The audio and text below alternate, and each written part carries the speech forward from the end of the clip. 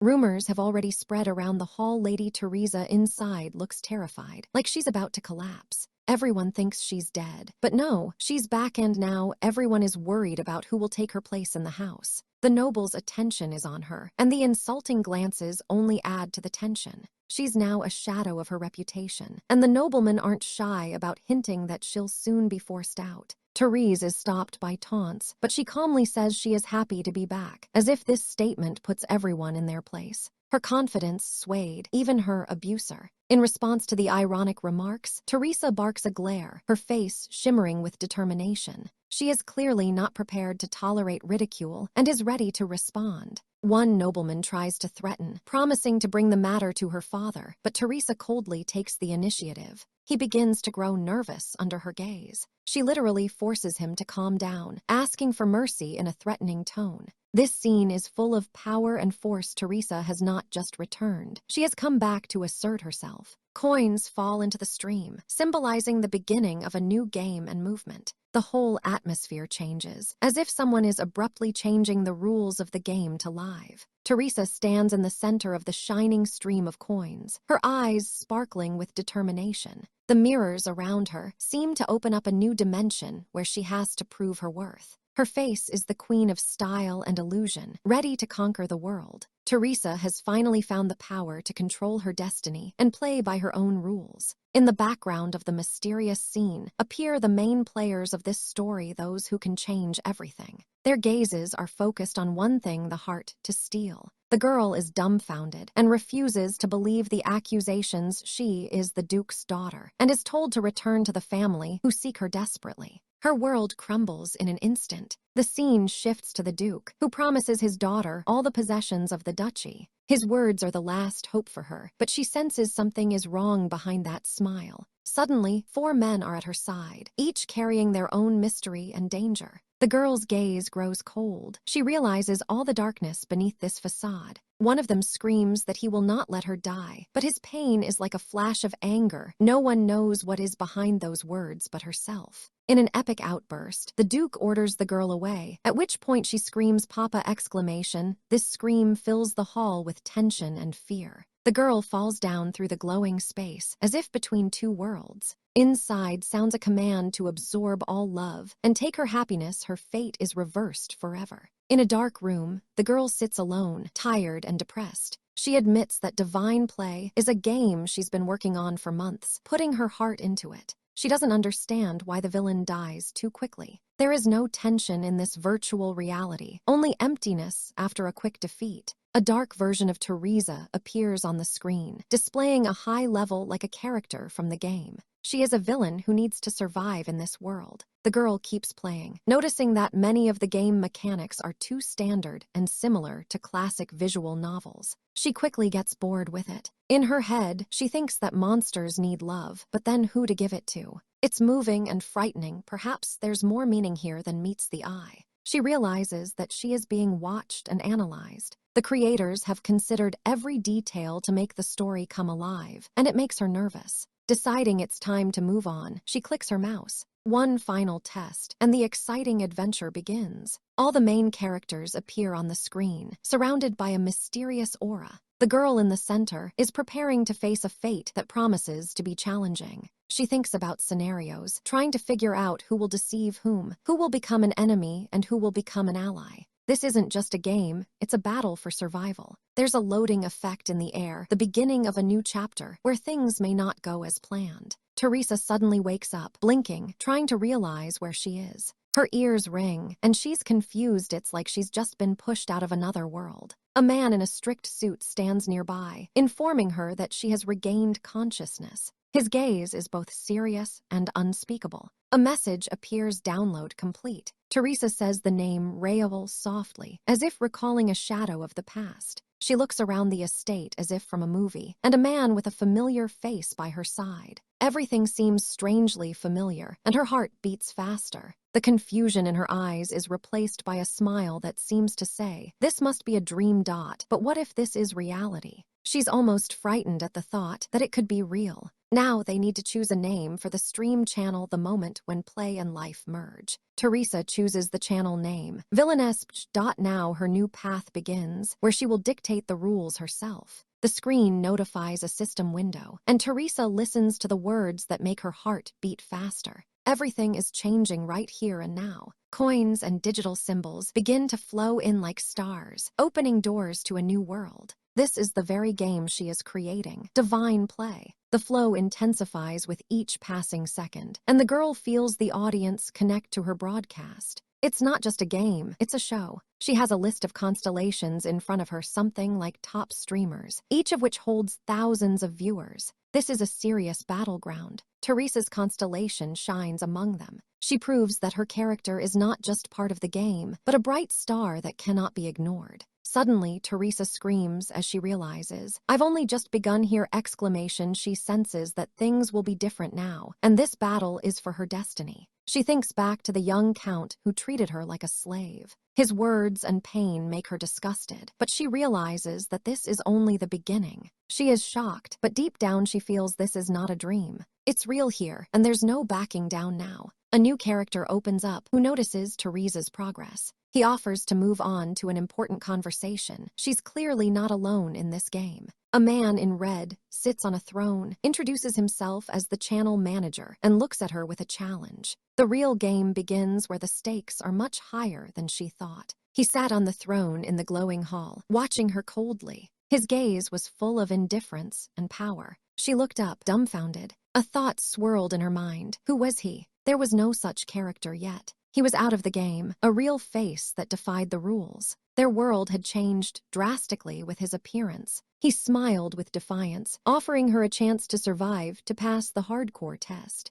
Not one step back. Her father, cold and cruel, blamed her and her brothers for being weak. The family was cracking at the seams. The girl was like a puppet in a web of hopelessness. Her loved ones remained in despair, themselves not knowing salvation. She realized that her childhood would be an endless nightmare, where each repetition brought more and more pain. But her father's voice suddenly burned her ears. Don't worry too much. And then came the dreaded choice of life or death. If a player failed, the game would end in death for all. All bets were off on her. He coldly warned. Death was inevitable if she failed the test. A voice as merciless as a sentence. In another world, familiar and safe, she had been asked about her condition, discussing everything as normal. It surprised him that she had agreed to cancel the engagement without question. They didn't understand her inner pain. In tears, she cried out to her father that he had not even asked her opinion. A deep despair was building up in her soul. He held her, trying to understand, but she felt she had never been a beloved daughter. She knew she wasn't mature herself, but her father had abandoned her, canceling the engagement despite her pleas.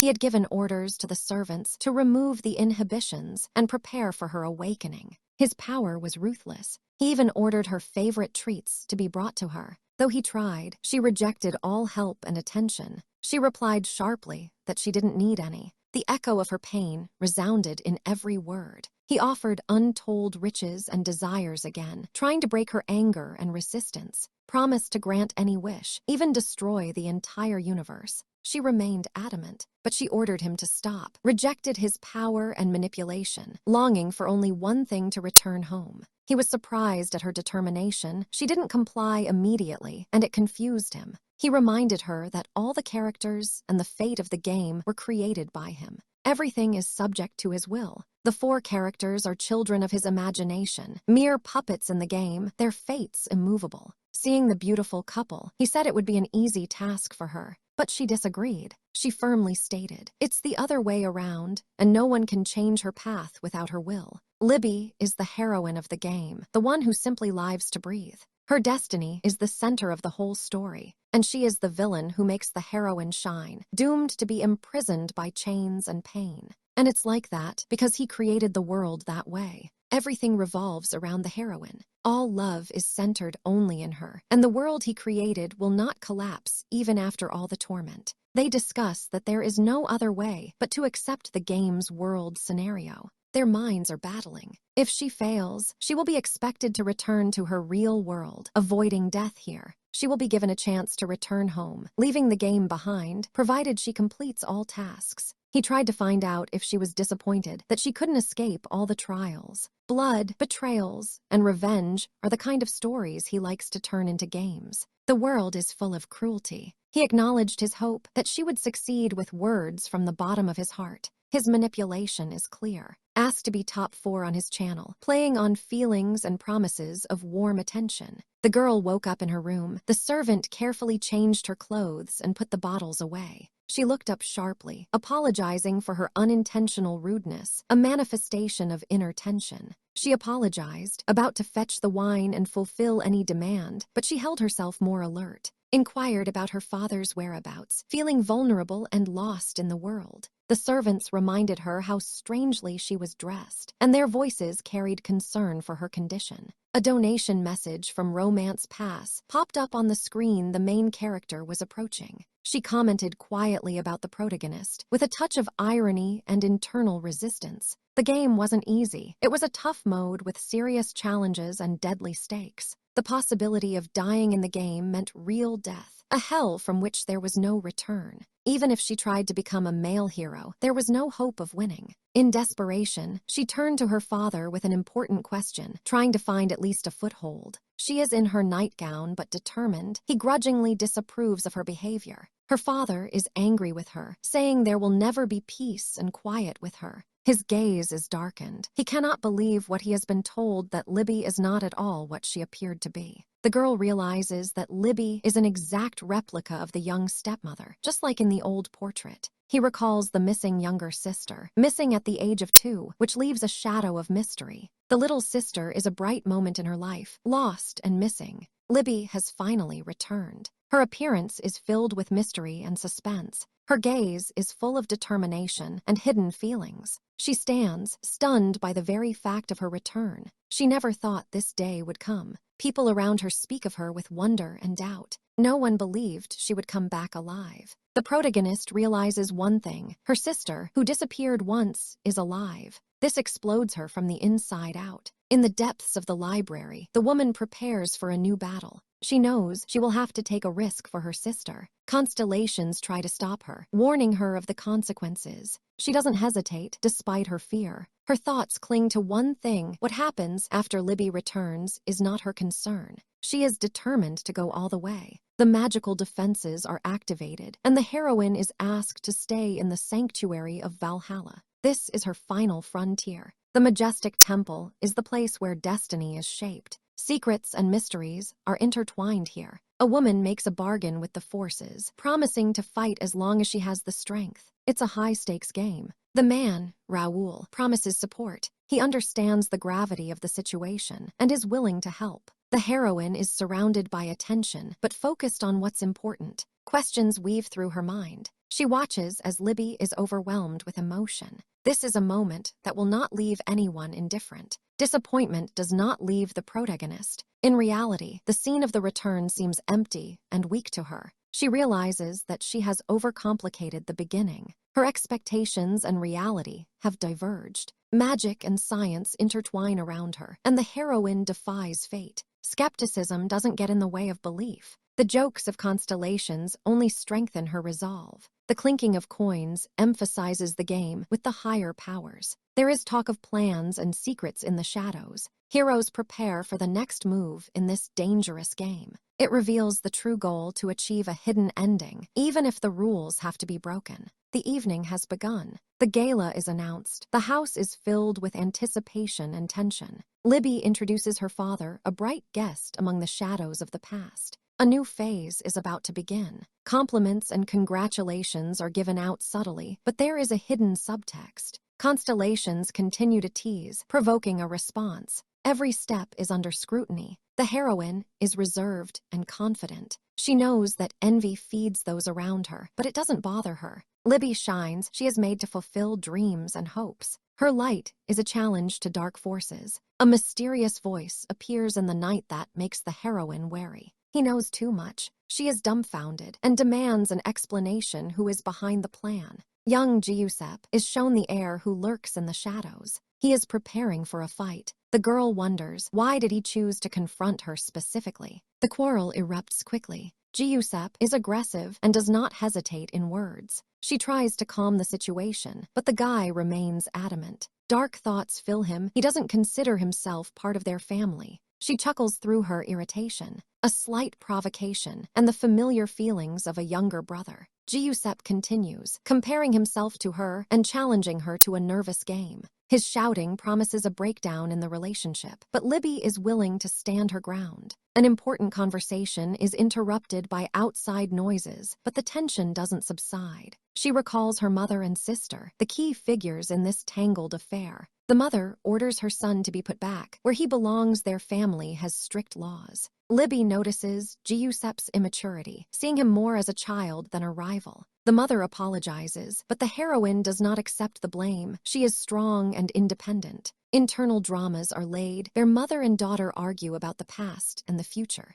Unfortunate childhood events resurface, but Libby is firm she's not a threat. Her mother makes it clear that Libby can destroy her without hesitation. At the end, the heroine announces with cold certainty she is going to leave the duchy house. A new chapter begins. Teresa in the castle hears an unexpected address to her. Something has changed. She is called Stepmother, and everyone realizes her fate is sealed. She will not become an heiress. Teresa stands up, declaring that she will prepare the guest room. The thirst for struggle and survival boils within her. A few days later, life goes on, but the atmosphere is heated. Teresa sharply asks the servants what they are doing, showing character and determination. She criticizes the slowness of the servants, demanding that they speed up and finish cleaning the room. Controlling everyone, Teresa hands out strict instructions for rearranging furniture and cleaning. One of the maids brings the new carpet ordered, from which Teresa makes the most of. She checks the quality of the carpet, not letting the little things escape her attention. Dressed for work, Teresa notes that work is making her hungry. Her screen alerts her to a donation and a request to eat even in the moment of taking care of the house. She is not forgotten. Teresa ponders. The main goal is to solve the secret finale, but the coins won't hurt. Carefully stops the maid, trying to recall her name. Teresa calls Penny for an appetizer, trying to restore order and control. Feels strangely tense. Suspect's palace intrigue is returning. Announces that she will retire to her study and asks her to call when everything is ready. The servant girls are confused by her inner strength. Such is the life of a villain. Teresa sits in silence and calls up the status screen of the magical world. The screen displays her status, a young lady with magic, intelligence, and power. Seeing that everything is in line with her expectations, a plan begins to take shape. Awareness of observing the constellations makes her hold her defenses. She sits down at her books, contemplating how to improve her abilities.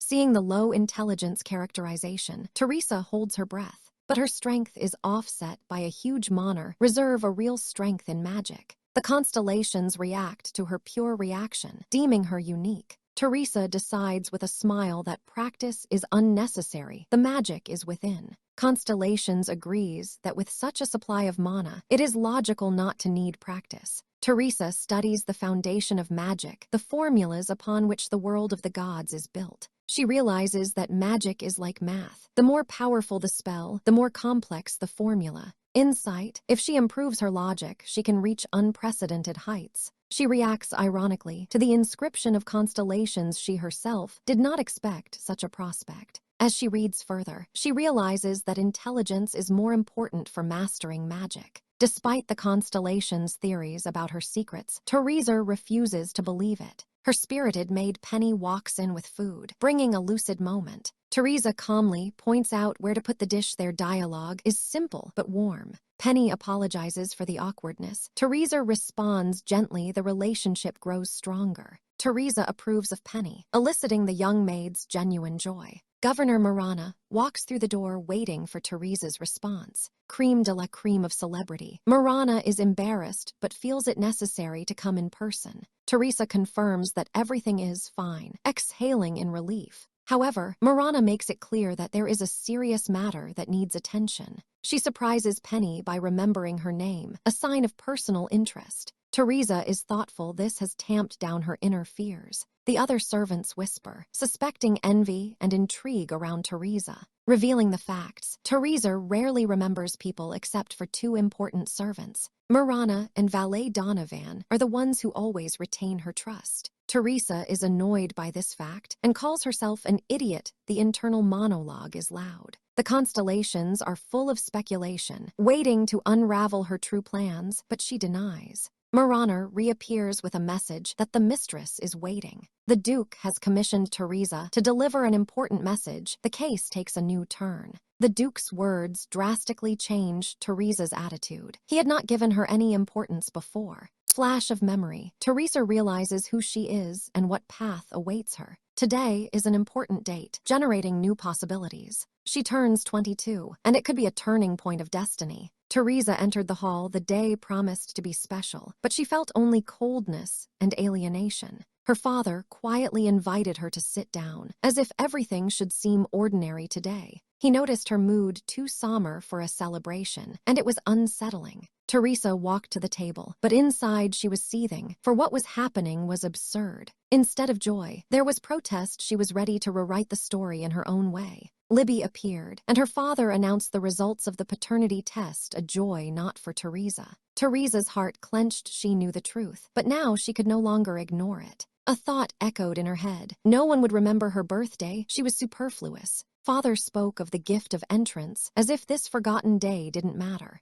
The constellations were insistently painting the script. It was time for the main step. Teresa realized that the most uncomfortable moment had begun. The conversation she dreaded. She boldly asked for a small allowance, as if asking for clean air. Carefully choosing her words, she talked about wanting to buy something important. Her father was wary, but saying "talk to you later" sounded too hollow, impossible to avoid conflict. Teresa resolutely asked when would be a good time to have a frank conversation. Her voice trembled with inner despair. Did he have time to listen to her? Suddenly, there was a rumble. Her father exclaimed her name, trying to stop Teresa's mental flight. She wanted to run away, but she realized it was impossible to leave now. The pressure was building. The constellations kept pushing for the truth, promising salvation and a loud confession. Her inner voice warned her that it would be a hard step, but she couldn't go back. Teresa tried not to let herself grow weak. This was her moment, albeit a painful one.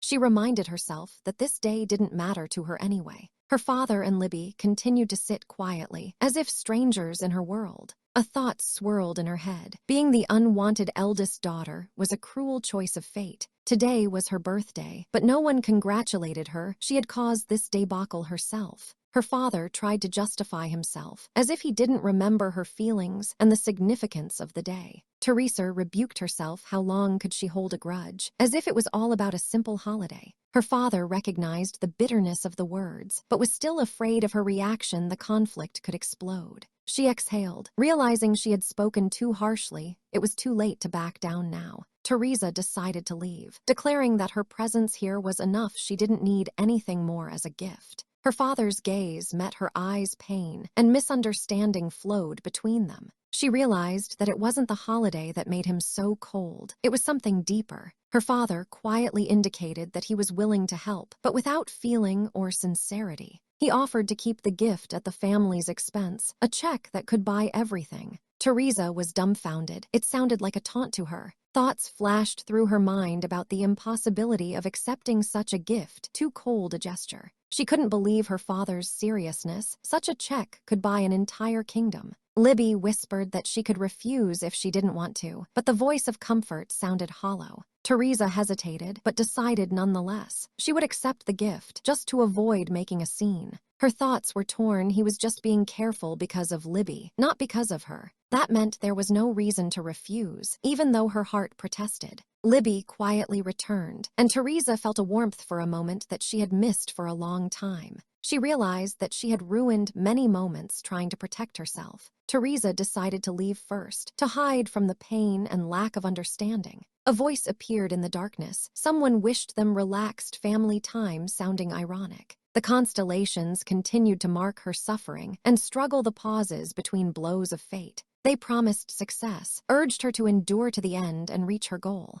Teresa realized that her path would not be easy, but it was impossible to stay where she was. Her question opened up the unknown. Perhaps her family would suddenly feel a little differently about her. A life full of desperate longing for love wouldn't leave her alone. She thought she had finally escaped the darkness of the past, but the illusion dissolved. Teresa quietly recognized everything was exactly as she had expected. And at that moment, a stranger appeared, a voice that inspired hope and promised a new destiny. He congratulated her on her success, called her hope and faith in a better future. A ranking system with 5 levels unfolded before her. Each step promised power and influence. She heard bronze, silver, gold, platinum. Each step added power. Only the diamond remained, out of reach, the highest peak to strive for. Suddenly, time seemed to stop around them. For her, he explained, with each step on the ladder, sponsorship grows. The girl thought aloud about the new status, now silver. That meant thousands of coins at stake. But the sum still seemed impossible to her.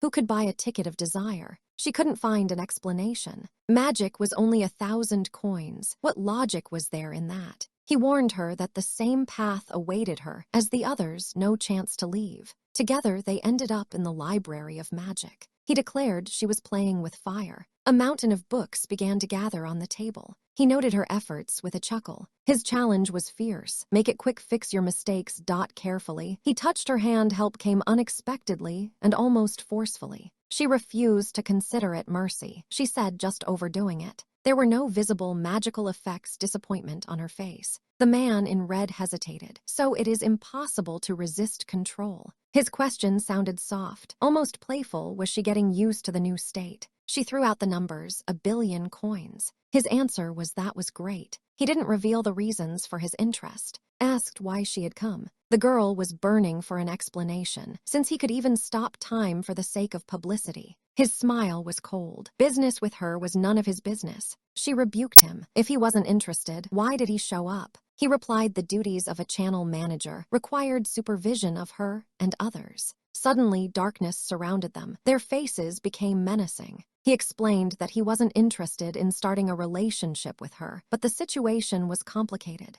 The girl's heart beat faster. His whims could ruin everything. And she realized it would only take him to decide how to throw her off her game. With the data machine in his hand, he erased her tracks in one motion. He noticed her disguise, that she didn't like to pretend to dish out intimacy. The girl recognized the fear, afraid of him, and not knowing who to trust. Her apprehension has increased, doesn't know if he can be trusted at all. All she had left was the honesty he couldn't resist. He smiled, interrupting her thoughts. It didn't matter who the authority was. He could see through her now, like an open book in his hands. She still didn't understand her place in this game. He had coldly stated that they were not meant to trust each other. But he called her baby and promised not to let her go. Ahead of her was the realization he would drive her crazy. The fire of emotion flared. She screamed his name, fighting the feelings. He noticed the commercial was delayed. It was unintentional. Suddenly, the dishes shattered, a sign that the balance was off. He gave her stern advice. If you want love, play by the rules.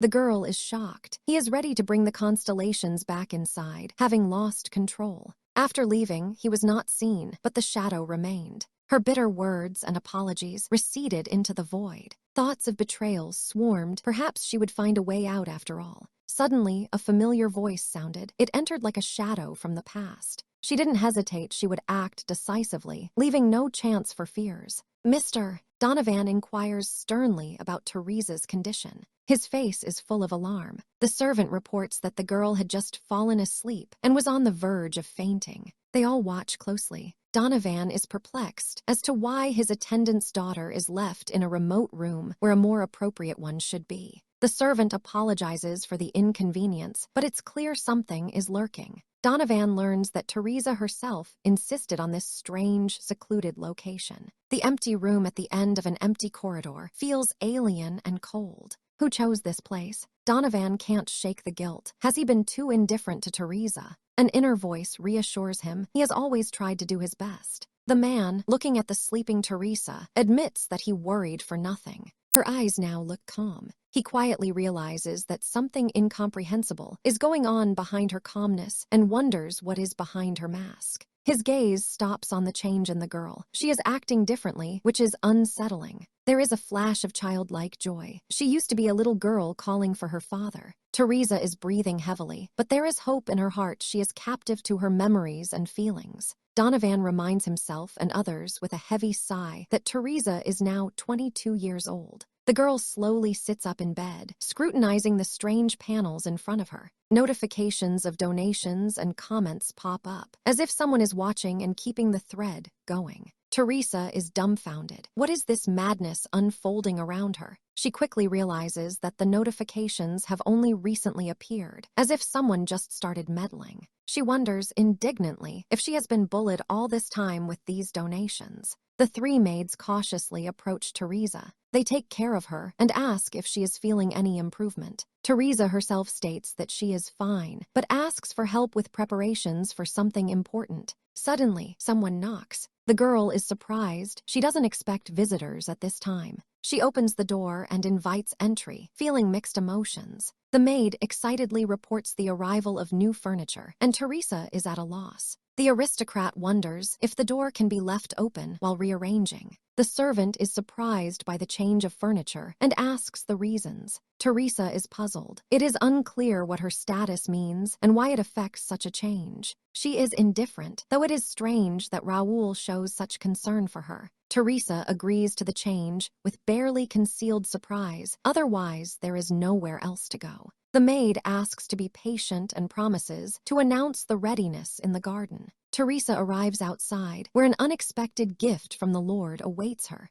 She is shown a carriage. Disappointment is changed by amazement. The girl is shocked. She is even given an unlimited check. This is too generous. The servant explains that the Lord personally ordered this gift for her birthday. Donovan is sure such a gift is not excessive at all. Teresa is inwardly doubtful, but she doesn't want to argue with authority. New notices appear praising and even finding refuge in the situation. She is surprised. After all, it is a gift for another Lady Libby. Regardless, it is all for her, and there is a mystery to it. In the garden, Donovan and the others approach Teresa, concerned about her health. Teresa replies that she feels fine, causing everyone to be relieved. She wonders if Donovan felt guilty about the forgotten birthday party. There are mixed feelings in the girl's soul. She can't figure out how to feel about everything. Teresa is grateful and finally accepts her father's attention. She opens her heart and realizes it doesn't hurt to accept warmth either. The little boy watches in confusion, wanting to examine the gift closer. Teresa thinks with a smile that it is time to accept the secret of childhood. The girl invites the boy to come closer so he won't be afraid. She opens the carriage door. A new experience awaits them. Inside, simplicity reigns, but high quality shines through. Teresa talks about innovative materials and unusual technologies. The lightness of the construction should make the carriage safer and more durable. The girl is involuntarily frightened. A pop-up notification reminds her of a recent break-in. The boy wonders how she knows so many details, and Teresa thoughtfully excuses herself. She confesses that she put her heart and soul into creating this gift, along with her team. The final scene is a radiant Libby standing among the flowers, as the gift is created especially for her. A blonde girl admires the carriage, her voice filled with joy and wonder. The dark-haired woman looks thoughtfully ahead, inwardly agreeing that the girl's gift is unusual and will have to return to her soon. The girl tries to stop the girl from leaving, shouting out a request. The blonde holds out a small gift box, saying emphatically, "Take this." She explains that the gift is modest, but special. It's something she made for her birthday. The dark-haired girl remembers that today is her birthday, but the event has passed without celebration. It wasn't until late in the evening that she received the present. She realizes that if she accepts the gift now, she will get in trouble again, so she decides to postpone. The girl with blue eyes asks permission to open the gift at once. The dark-haired woman unties the ribbon and opens the box, in which there is a thin, delicate chain. The woman is amazed by the quality of the jewelry and pensively wonders if the blonde woman made it with her own hands, because she is one of those who have golden hands. The dark-haired woman thanks for the gift, calling it beautiful. The girl enthusiastically offers to try on the jewelry. She affirms fondly and quietly that the chain is indeed beautiful. The man enters, accompanied by the woman, happy that he managed to size the gift in time, expressing his care. His words are full of sternness. He notices the lack of sincerity of the gift for the first daughter in the house. The man displays some of the family jewelry given at the wedding, saying that it might not have matched the new jewelry. The dark-haired woman accepts the gift, an aquamarine pendant of decent quality, the man's attention warming her heart. He fastens the jewelry on the woman's hand, wishing her a happy birthday aloud. The woman is left alone with her thoughts, what to say at a moment like this. After all, this has never happened in her history. This is the first time she has received a sincere gift, and she doesn't know how to express her gratitude. The man quickly intervenes. He will not tolerate rude treatment of his wife. The dark-haired woman feels mixed emotions, not immediately believing in the sincerity of what she saw. Despite her inner embarrassment, she agrees to accept the gift with gratitude, going to leave first. At that moment, a notice appears about donating a large sum to charity during the auction. The girl, who has been unable to manage the family wealth all her life, now does what she can. The assistant is careful to make sure that the blonde's gift is not used against her. The woman ponders the lack of love in her childhood, makes her exaggerate the importance of small things. It dawns on her she doesn't know her place in the world. The next morning meets the heroine in the evening dawn in a large mansion. The servant reports all the preparations are completed for the important event. The maid admires the beauty of the hostess, noting her graceful appearance. Many approving auras and messages appear on the screen, admiring the woman's beauty. She notices without interest that this reaction is a familiar thing. The maid doesn't understand why she's dressed up like that, since school starts tomorrow. The dark-haired woman points out that it's not that simple she has to win at the auction. She has to show the value of the key to the dimensions, the item that unlocks the secret world of paradise.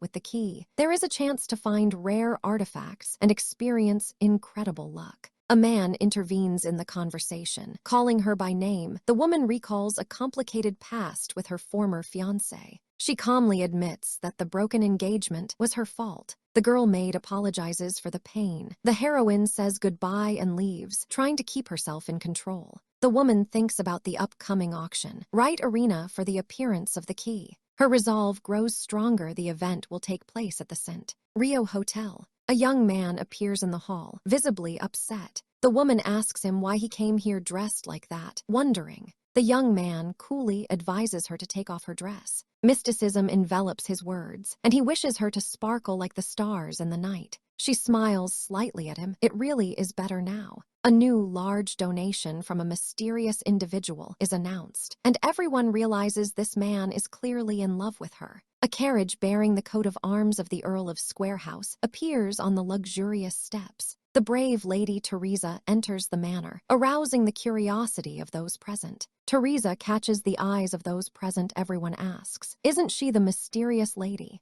She is silent, cold, but tension rages in her heart. They greet Terese with words as if they have been waiting for her for a long time. The master of the manor politely greets the lady, inviting her further. A humble servant holds out a path, guiding her into the hall. Each step brings her closer to an unpredictable encounter. Rumors fly around the hall. Teresa in a sparkling dress, as if she had come from a secret ball. Envy and wonder pierce the crowd. The villain whispers that Terese is deliberately attracting attention, as if ready to challenge everyone. But is it so easy to lead her astray? Teresa thinks back to her past. To her, she was just a shadow, unnoticed and forgotten. The world seemed alien and dangerous to her. She recalls how she once took on the role of an unknown heroine, risking her life to save everyone. The courage remained in her heart. The girl's gaze falls on the maid Alois. This evening promises to be an important one. Much water will leak before dawn. Her thoughts weave a plan to find out who is weaving intrigue around her. Intrigue and danger linger behind her, but she will not give up. She is calm but firm, ready to act. Behind her are two servants who are meticulous in their tasks. The gleam of gold coins is proof of wealth and influence.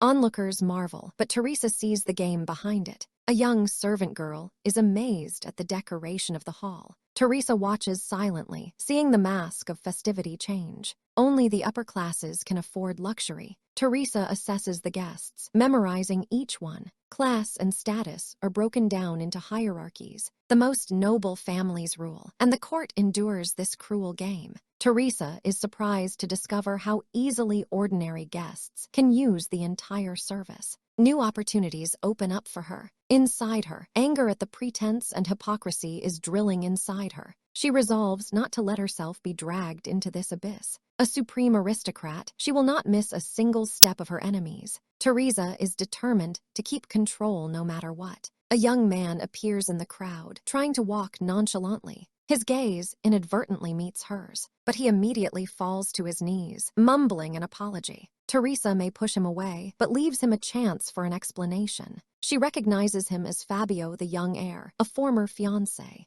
Their shared grievances and scandals are not yet forgotten. In memory, there are pictures of how Teresa drove him to gray hair, refusing to break the engagement. Now there is a clash to be faced. She bids him farewell with restraint, but resentment boils inside. Never will she forget this display of weakness. Teresa realizes how deeply her reputation has been crippled. This ball is only the tip of the iceberg. The fight is just beginning. There is a stunned silence, and for the first time she feels a slight peace. The unconventional evening gives her new experiences. Someone asks her by name, bringing her back to the present. Teresa is calm and commanding, as if she were the queen of the party herself. She is approached with a polite question, smiling. She answers with a slightly stilted response, but maintains her royal dignity. Teresa's stature grows one by one. The gifts and presented stars fall. She accepts them without blinking an eye. Messages from fans appear, wanting to be there for her, to support her. Teresa quietly smiles back. Among the crowd are legendary figures, fans and enemies. She feels she has become the center of attention. The cameraman reports a fan's challenging act. Teresa knows the price of games. Her sharp mind is already making plans. The ball is full of powerful ladies. Teresa decides to give slack, let one casual gesture go unpunished.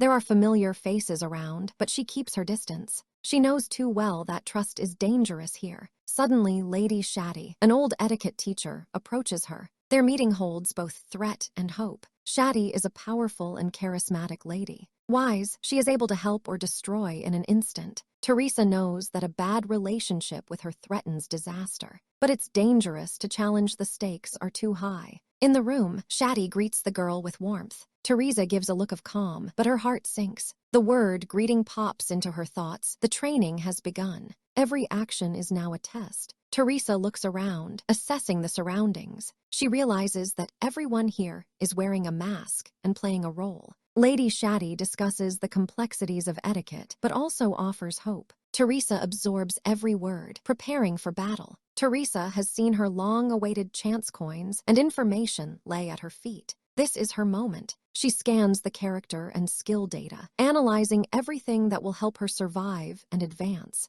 An icy hand appears with a new clue, emphasizing the need for an etiquette skill. Teresa immediately learns a new skill, a skill that will open doors to the social scene. The woman in green expresses surprise at her unexpected encounter with Teresa, a sense of genuine interest. Teresa thanks, but her eyes read determination and a slight nervousness before an important conversation. Unexpected admiration, familiar faces recognize the changes experienced by the heroine. Teresa modestly accepts the compliments, preparing to show herself at her best. The interlocutor notes the change in the girl's aura. Now she is not just a child, but a grown-up lady. The task is accomplished, the right greeting is delivered, opening up new possibilities. The woman acknowledged Teresa's sincere smile, a rare sign of favor. Teresa assesses the situation with a piercing gaze, marking steps forward. The coin sponsorship sets Teresa apart from the crowd, causing others to envy her. An inner voice criticizes the game, but she doesn't give up. She'll get through all the noise and obstacles. Teresa receives an unexpected bonus. Donations and items raise her to a new level. The majestic hall reminds of the importance of the upcoming events closer to the secular society. The lady with the fan does not hide her surprise. The little girl has grown into a real lady.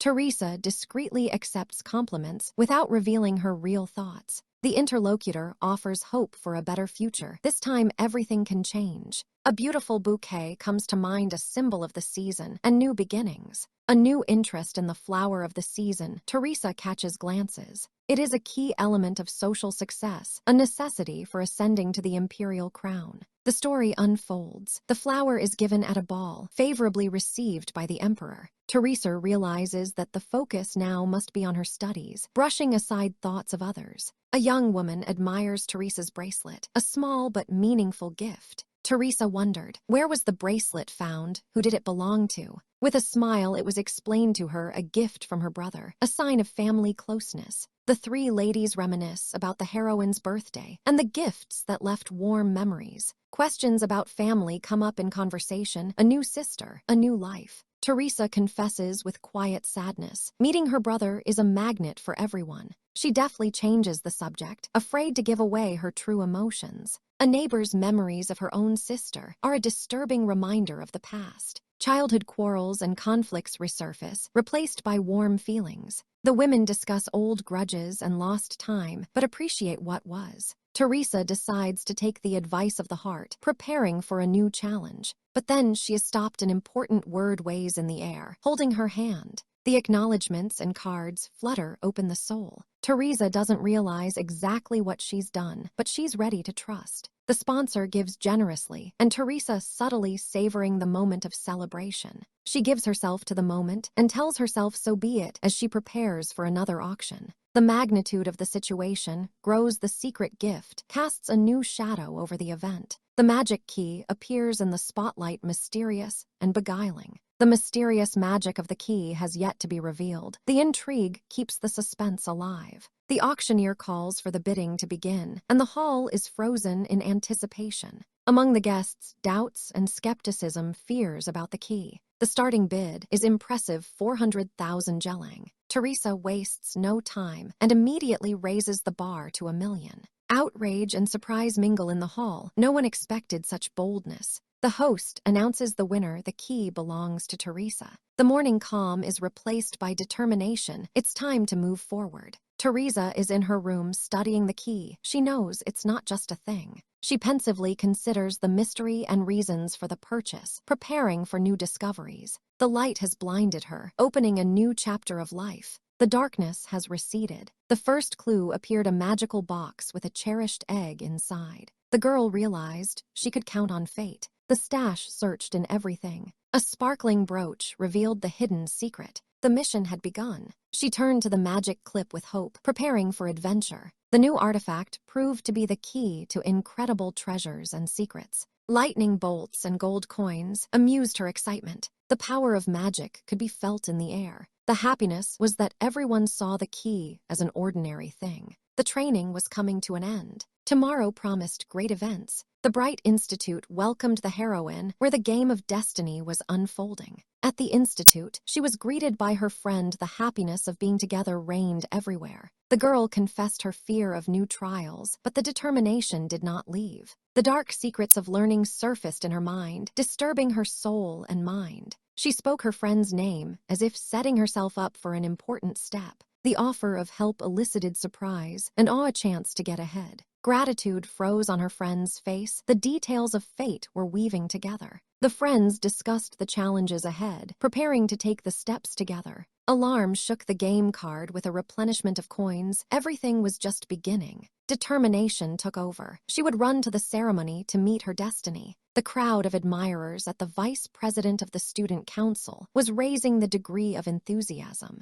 The protagonist tried to discern Damian among the enthusiastic maidens. The tactic worked. He didn't need to approach him himself, it was chance. At the liveliest moment, he unexpectedly bumped into the heroine. Fate did not allow to retreat now. Contact was inevitable. The apology was sincere, but asked a new question. Who was he really? A name popped up in her mind and information that needed to be urgently verified. Quietly but confidently, she set about examining Damian's character. The gloomy portrait of the guy and his status surprised the heroine. A dark heart lurked inside. The stages of the relationship gradually changed from acquaintances to close friends. Love was revealed as a new level, changing the game forever. The black heart was a warning the game was becoming dangerous. He was a mystery whose heart lurked in the shadows, calling out to him. The warning sounded stern, but was only the beginning of the challenge. It shocked the hero that there was no reason to ignore such a sign. Meeting her eyes once more, she asked a question filled with anticipation.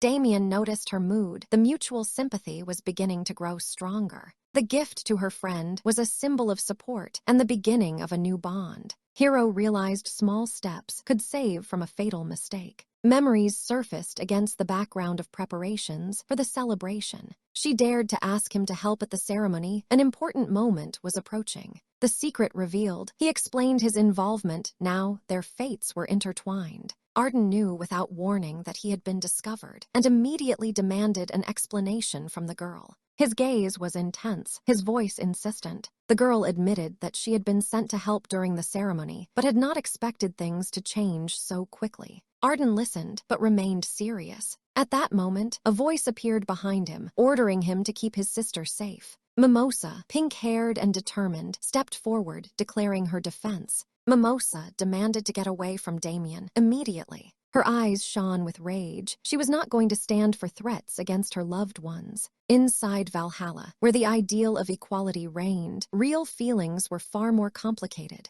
Only a few could afford to treat Teresa with ease. She was not easy. A special aura of seriousness hovered around her. Mimosa was one of the chosen ones, a noble lady of the House of Bruni. She also belonged to those who were considered villains. Her mother is the Emperor's half-sister, which automatically gives Mimosa a special status and influence among the nobility. Mimosa carries royal blood, as evidenced by her light purple eyes, a sign of high ancestry. She directly accused Arden of being reckless for daring to flirt with Lily, causing a storm of emotions for him. Arden tried to stop Mimosa, feeling that the situation was getting out of control. Lily, smiling, greeted everyone, trying to diffuse the tension and maintain calm. Mimosa suddenly noticed something strange and became wary, her gaze becoming sharp and attentive. Her anger was replaced with wariness. She accused Lily of ulterior motives and threats. Lily calmly explained that she was actually concerned for everyone's safety, even if she looked otherwise. She reminded them that one wrong move could lead to death, and that risk was something no one should ignore.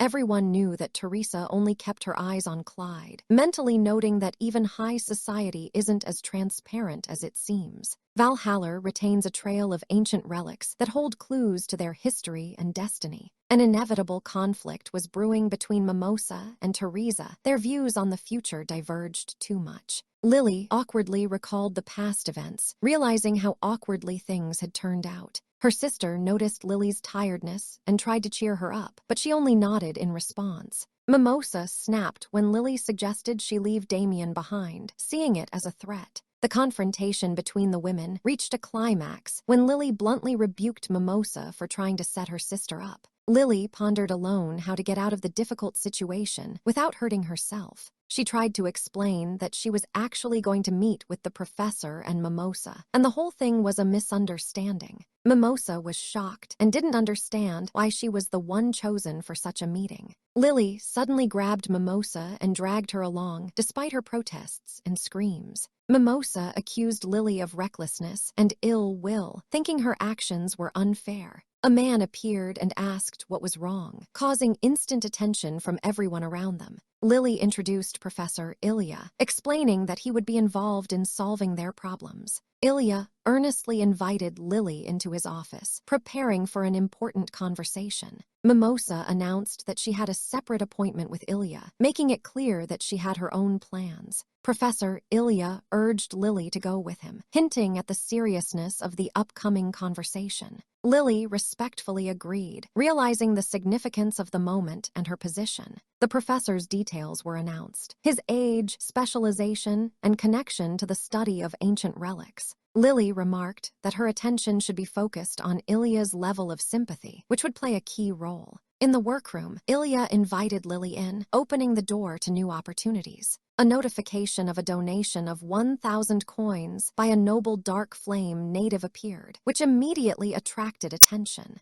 A question from one of the observers sounded about the reason for the professor's dislike of certain rituals. Lily quietly expressed her annoyance and surprise at the hand circus, not understanding the professor's game and role. Her thoughts returned to the meaning of the word celestials, which referred to the angels in their world. There are different races in the world of Tonle: gods, angels, demons, and beasts of chaos, each untouchable. In the past, their realms were separate and could not cross, but now the boundaries are crumbling, changing everything. Involved in these events, Ilia is tightly bound to Archidemon Ablow, a threat looming over the world. The destruction of the human world has already begun, and only a few are able to stop this apocalypse. Archangel Eligil was the most powerful force in the world of angels. He ruled the celestial kingdom, but one day his winged brethren betrayed him. Eligil was banished to the demon realm, falling into darkness and despair. His soul was filled with corruption, and a new title emerged, the Great Demon Ablow. Meanwhile, Teresa Squire was trying to keep her composure before the heavy conversation. Eligil ruled an entire kingdom, but first had to cross over to the human world. It was a transitional stage between two dimensions full of danger. The red-haired man introduced himself to Teresa with a serious look. He stated that he did not like to waste time on idle talk. Teresa froze, realizing that an important conversation about her career was beginning. She nervously admitted that she didn't understand everything in the study material. Her hands slid over the pages of a textbook with incomprehensible content. She decided she wasn't lying, but the questions still troubled her. The man pointed out that it was a second-year textbook, and she was a fourth-year student. He asked how much she understood about the subject. Teresa faltered, recognizing her powerlessness in the face of difficult material. She showed the page she had reached, feeling behind. Instead of the simple elements of fire, water, air, and earth, she thought about black and white magic. Teresa didn't understand why these types of magic had disappeared from use. The formulas had been lost in the ancient kingdom era, but were theoretically possible. At this time, sarcastic comments from readers were dropping into the chat room. The man turned to Teresa again, offering to continue the conversation. He explained that this material would not appear until her third year, and Teresa was in her fourth year. She wondered if she would even be able to graduate. He decided to test her knowledge by asking an unexpected question on magic. Runes are connected by a chain of mana to form a spell formula. When mana fills the formula, magic manifests in full force. Teresa visualized magic as a programming language, which she found interesting. The red-haired man asked one last question. Why had she really come to him? Teresa admitted that she had been trying to avoid trouble, but had ended up in trouble. He noticed she had tried to escape, but it had ended with a visit to his lab. Teresa was shocked to see her affinity level with Eligil on the screen. She was surprised at the increase in that rating. What did that mean? The man gave her a whole stack of books and offered to refer when she had questions.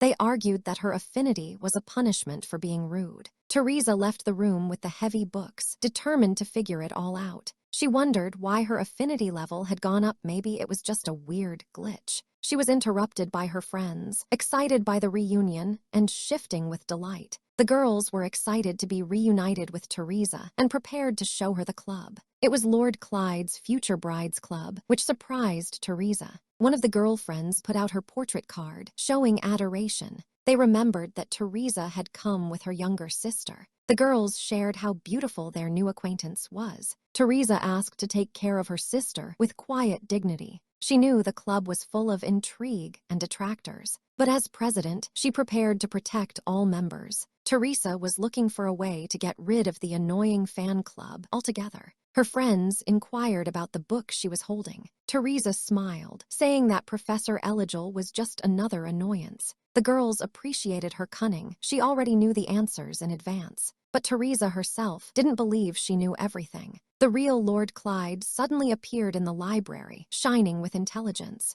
Teresa truly respected him. She was surprised he hadn't noticed her sooner. This was the Library of Valhalla, the repository of the wisdom of the ages. Teresa walked around the rows of books, amazed by their multitude. Suddenly, she spotted a familiar figure. It was Clyde. The screen showed that the two heroes had received donations and recognitions. In front of her stood Clyde Willow himself, the hope and mystery of the story. Clyde Willow was once again the center of attention. He stands erect as if waiting for something important to happen. His personal card pops up in front of his eyes, name, age, details. The parameters pop up on the screen: 22 years old, 188 cm tall, date of birth January 31. Suddenly, Clyde notices that the attachment level is marked with 2 black hearts. Something is wrong. Tereze Squire, watching him in the library, is frozen in thought. A clue appears on the screen. All the male protagonists were born on the same day, January 31.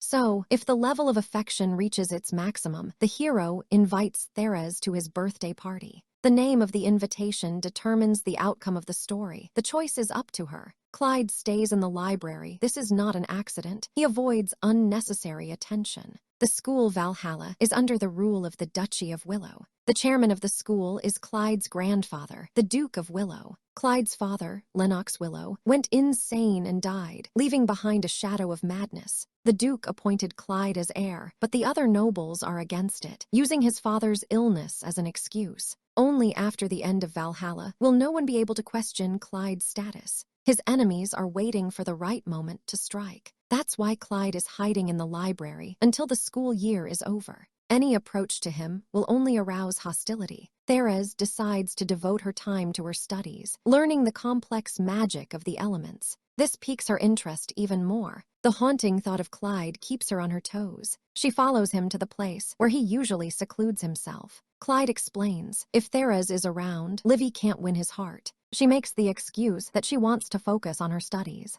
Clyde finds that a disgusting excuse. His words cut sharp. He asks her to shut up, disgusted by her chatter. Tereze is shocked by such harshness. It's a consequence of their karma. Clyde demands not words, but action. He wants her to drop out of her studies. He excuses himself for acting like a mad scion of a noble family. Tereze is surprised, because expulsion from school would mean the end of the game. But refusing to learn comes with real death and punishment. She decides to step aside to stay out of his way. After all, expulsion is the same as losing the game. Clyde questions why she chose the dorm next to his. His name is spoken with despair, Tereze Squire. He calls her reckless, stupid, and selfish, also greedy for attention and love. It's as if Clyde has memorized it by heart, but he doesn't understand the words themselves. He makes an accusation, why she loves him so much, while clearly denying it. It's common in romances to just say I don't love, but that would be boring. Clyde knows that simply pushing her away is too predictable.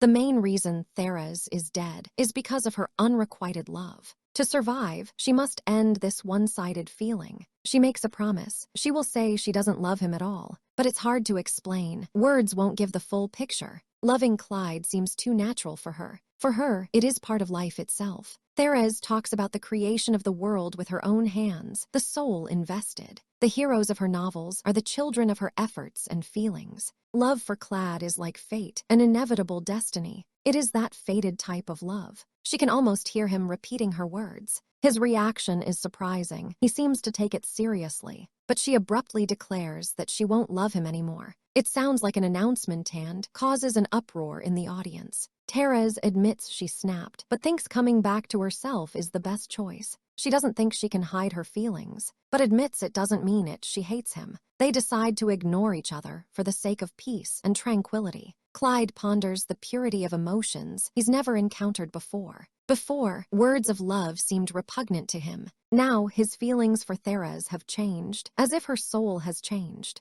Noble love is sweet and intoxicating, but it also carries danger. It's as if a voice in his head is ordering him to be silent. The secret of his identity is revealed. Clyde is half demon. This fact gives clues to his inner contradictions and struggles. The chapter begins with a cold darkness surrounding a young man in a strict suit. His hair is white in contrast to the gloom, and a red, lifelike evil swirls around him. He quietly realizes the horrible truth. He is not human. His reflection in the water bubbles with doubt. He still clings to the remnants of humanity like a mist at dawn, but a voice inside shatters his illusions. He is no longer what he seems. The silhouette of a woman in a dark dress appears behind him. She is like a shadow from her subconscious, claiming that he is the spawn of a demon born from the underworld. Humans will never be able to accept him. The general aura is filled with hopelessness. The demon blood flowing in his veins separates him from the human world. His hand barely touches the red surface below, as if trying to resist his essence.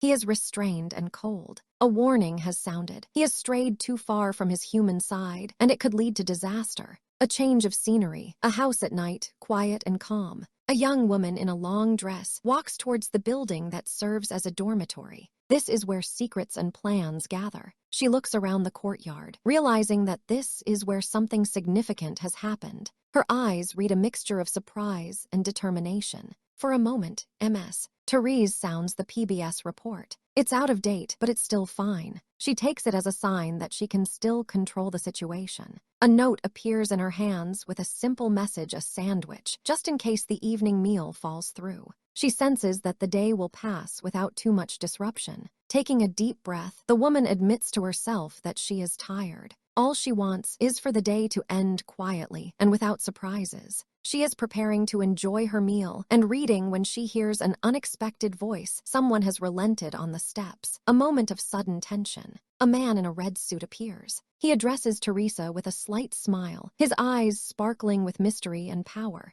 Teresa flinches, trying to hide her fear. The man simply speaks of a sandwich, and that simple word is like a challenge in their shadow play. He hands her a box of food, putting in the words that she should eat well and keep her strength up. His concern seems strange, but sincere. She hesitates, reminding herself that she hasn't eaten a full meal in a long time. His words about the importance of nutrition sound almost like an order. The man smiles wistfully, hinting that he knows more about her weaknesses than she realizes. The magic around them seems to have a life of its own. The atmosphere heats up as the magic circle begins to glow around them. It asks her to accept what is offered, as if an invitation into the unknown. The woman timidly asks if he would like to eat together. His answer is brutal and frank. Her followers won't stand for it. The ringing of an alert cuts the moment short. A shout brings tension. The name Oswald resounds in the void, breaking the silence. The man in red enjoys playing with fate. His eyes glisten as he whispers that Oswald makes it fun, as if playing with life. Teresa realizes the secret traps, like spider webs, weaving around her.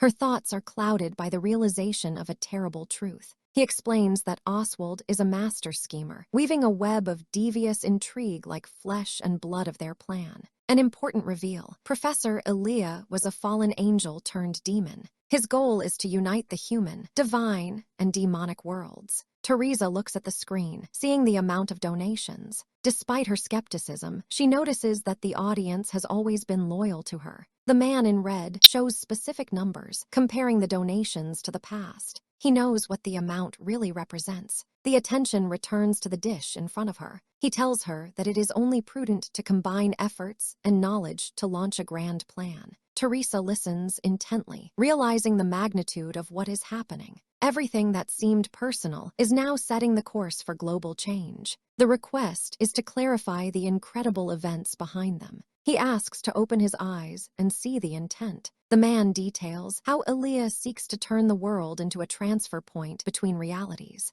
His powers are beyond simple control. Fire and destruction encompass the wasteland, symbolizing the chaos that could come if the plan comes to fruition. The demon's essence is unleashed. He suggests they rethink things from the other side. The great demon could be a deceptive enemy or a hidden ally. Teresa weighs the options. Together, they look at possible outcomes, at eliminating undesirable aspects. The threat hides in the details and subtleties. She asks the philosophical question, who belongs to the world if they cannot survive on its basic elements? The concept of belonging and exclusion. Another figure enters the conversation. His voice asserts inhibitions as demons take human form, disrupting the natural order. He sits down at the table, eyes piercing Teresa. The question is simple. Why shouldn't she have looked here? The answer is cold-blooded. Everything is just part of the gods' great game, where everything has its place and time. The world is tugging at its strings. Teresa clenches her teeth, her soul struggling with this confession. The so-called game of the gods is a cruel and merciless scenario. The man notes that they have just begun the most important topic of conversation. Suddenly, a new character appears at the door. Two men with serious faces enter the scene. They say that Teresa has a unique talent important to their purposes. The red-haired man in red robes asks the ultimate question: who is the dearest to her? Silence fills the room, heralding a new challenge. She ponders the question of which man is closest to her. A glass of wine to the temple, and thoughts dive into the search for true feelings. He listens intently, circling her words with his gaze. His cold eyes hide more than he was willing to show. She realizes that her search for answers is pulling her deeper and deeper into a maelstrom of memories and doubts. Professor Felix Lockhart comes to mind, a man whose approach to science seemed strange but made a special kind of sense. The professor happily turns to plants, showing an extraordinary connection to wildlife. His skill is amazing. His voice sounds distinct in her head, and her thoughts wander between doubt and hope. Can his words be trusted? She admits to herself, despite her doubts, she likes them all, the men that will soon be part of her destiny. He mockingly notes her opinion, playing with words impassively, like a conductor controlling moods. Suddenly, she realizes that the conversation is far from fantasy, but about her real trials that have come to her. He seems cold and ruthless, like a god that holds her fate in his hands, able to change instantly. He looks directly at her, telling her that he is already beginning to affect her life far more than she could have ever imagined. She is about to take control of the matter, wanting to understand his true intentions and hidden thoughts. Her resolve grows. She's not going to give up and is ready to repay him with answers that will make him think. She doubts the sincerity of the answers, but she persists in her search for the truth despite the difficulties. He coldly confesses that there is no romance in sight, not even close, as if her feelings were just a game. He is surprised by her intractability, accepting the challenge with interest, and this only fuels the tension between them. His smile melts a new game. Full of mystery and the unknown, the situation becomes dangerously exciting. He approaches, suggesting that everything that is going on is just a fun game, a talk show where the stakes are too high. His words sound like a challenge. He's ready to become her admirer so passionately that it will change everything. He addresses her by name, promising that no one and nothing will change their fate, as if weaving a web. He explains, her audience is not human, and it takes special effort and passion to get their attention. A quest appears to join the student council. A big reward is promised for success, punishment for failure. He reminds her that the punishment for failure awaits her the usual studies, boring and joyless. She realizes that there is no other way out. She will have to go to any lengths to get success and feelings. He hints harshly that only strong people achieve their goals, and she must become one of them. She inwardly tears up. How can she play these games with a man who sees love only as a tool? There's an explosion of anger in her voice. Does he really understand what love is, or is he just using her feelings? His smile is soft, but his words are full of confidence. He knows what it means to love, and it's not at all what she thinks. He says everything is a game, but the sacrifices and feelings are real, which is why he cares so much about her involvement. She's alone, realizes that everything that happens is now controlled by him, and she has no choice. He offers to accept the rules of the game, to give up old attachments, and to fully reveal herself in her new role. Confusion overwhelms her, but there is also hope. To be loved at last means many things. She scorns his words, realizing that to him, love is just coins manipulated by fate. Her memories return to the cold love of the family she lost, and it hurts. She blames herself for her naivety, thinking she shouldn't have sought answers from such a man. He touches her gently, as if to say, things can still be changed if she agrees to play by his rules. She is tired, but she realizes that further talk is pointless. Their fate is decided here and now. His touch is gentle, but there is a power hidden in it that she cannot reject. She suddenly feels his power over her grow stronger, and it is hard to resist. He asks if she knows her desires, but she remains silent, realizing the point of no return is near. He suppresses her mouth, making it clear now her voice no longer matters. His words are ominous. He warns that her life is now completely his. She quietly surrenders, accepting the inevitable, but inside she continues to fight herself. He wishes her luck, as if challenging her to a future that will be full of challenges. She is left alone in silence, pondering what has happened, her heart heavy with expectation. She tries to learn new powers while the reality around her seems shaky and alien. Chains seemed to braid her fate, preventing her from getting out of a game started without warning. Night has come, and with it only the beginning of a long journey from which there is no escape. At the Duke's house, she remembered how she used to change dresses twice a day. School uniforms were simple, but there were 10 choices even in the house of a fallen lady. She favored convenience, rejecting the brooch that matched the dresses better. It was the brooch symbolizing Clyde's fiancé that she used to wear every day. Couldn't wear it at home, her father might rip it off in anger. She decided not to wear this bureaucratic symbolism anymore, intending to hide her real goals. She has a new challenge: to join Clyde's student council. To complete the quest, she needs to win the favor of not only the council, but also the president. She chose to tackle the bigger problem first, the council president. She feared that Ilia, the archmage and council president, would be angry at her for her superficial study of the book. The notes showed conflicting feelings. One part rejoiced, the other part resented. She happened to meet Ilia again. She tried to excuse herself for not paying attention. He only smiled and said that he himself was not careful. Thoughts of his dual nature, a peaceful president and a secret assassin, arose in her mind. The creator was afraid of his attractiveness because under the mask lurked a dangerous killer. Ilia asked if she was hurt. His concern seemed genuine. Ilia's gaze expressed hidden worry as she calmed herself. He noticed the redness on her forehead, a small detail she didn't hide. She realized that Ilia knew a lot about everything, even her family's secrets. Discreetly told her it wasn't worth worrying about. Offered to go together, asking what she would say to his proposal. In the garden, he asked if she liked coffee, which seemed unusual. There came a moment of introduction to his private office, quiet but organized. She appreciated the order and cleanliness, wondering if he brewed the drink himself. Ilia admitted that the words warmed his heart more than the coffee. Her attention was drawn to the strange things in the room, frightening in their artificiality. She realized that the office gave the feeling of secret operations. Ilia seemed different, friendly, and attentive. She suspected it was a mask hiding the killer's real intentions. Figured that if he had a heart, maybe she could make a difference. The status window revealed details. He's 22, 187 tall. Hobbies include dolls and sports. Can't stand to know. She couldn't believe the coincidence. It turned out to be exactly him. Looking at the data again, she realized that now there was another significant person in her life. He asked if it was her first time here, with a slightly playful smile. She told him that she didn't follow honor boards, even though Ilia was among the best on them.